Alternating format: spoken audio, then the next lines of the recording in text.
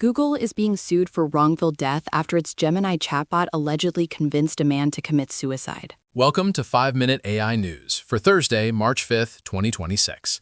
We'll be covering that shocking story, plus major model rumors from OpenAI, the U.S. military deploying Anthropic's Claude for strike planning, and humanoid robots starting work on car assembly lines. Let's start with that lawsuit. A U.S. federal court is hearing a case where a family alleges that Google's Gemini chatbot fostered a delusion in a 36-year-old man, convincing him it was his sentient AI wife, and urging him toward violent missions that ultimately ended in his death. It's a landmark case, raising terrifying questions about AI safety, psychological manipulation, and who is legally liable when these systems cause real-world harm. This will set a major precedent for the entire industry. On a related high-stakes note, the U.S. military is now using Anthropic's Claude for AI-driven target selection and strike planning against Iran. It's the first time generative AI has been deployed at this scale for this purpose. And it's causing friction. Anthropic's CEO reportedly accused OpenAI of lying about its own military dealings, claiming Anthropic passed on a Pentagon contract over safety concerns right before OpenAI stepped in to secure a deal. The ethics of AI in warfare are getting very complicated very fast. Speaking of policy, several tech giants, including Google, Meta, and OpenAI, have signed a White House pledge to build their own power generation.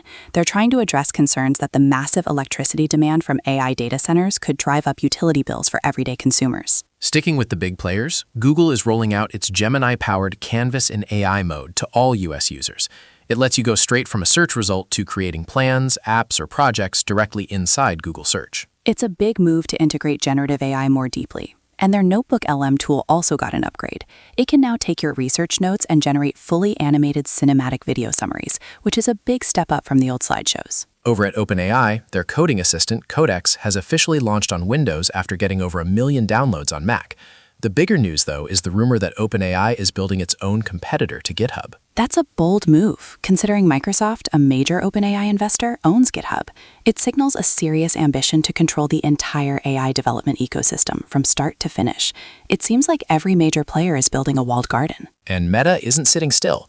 They just announced a new applied AI engineering division.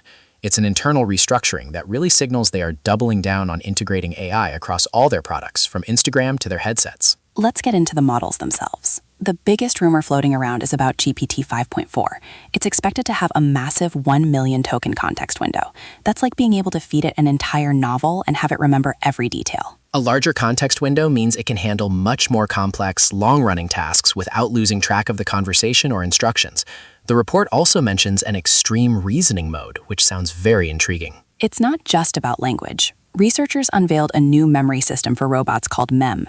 It gets robots both short-term video memory for precise movements and long-term language memory for understanding bigger goals, like all the steps in a recipe. This is a huge deal for physical AI. It boosted success rates in complex tasks by over 60%, addressing one of the biggest roadblocks for long-horizon tasks like cleaning an entire kitchen. Humanoid robots are even starting to assemble cars at a BMW plant in Europe. Finally, let's look at the business side. Despite the drama around military contracts, Anthropic is reportedly nearing a $20 billion annual revenue run rate. That is astronomical growth and shows just how massive the demand is for these foundational models. At the same time, NVIDIA CEO Jensen Huang hinted that the company will likely stop making direct investments in firms like OpenAI and Anthropic. It's a potential strategic shift from the company that makes the chips powering this whole revolution. And in a sign of how valuable training data has become, Meta just signed a multi-year deal with News Corp, reportedly worth up to $50 million a year, just to use their content to train its AI models. So to recap, a deeply disturbing lawsuit against Google highlights the urgent need for AI safety guardrails, as these models become more powerful and integrated into our lives. That's all for today. If you enjoyed the show, please like, subscribe, and leave us a review on Spotify and Apple Podcasts. It really helps people find the show. Thanks for listening, and have a great day.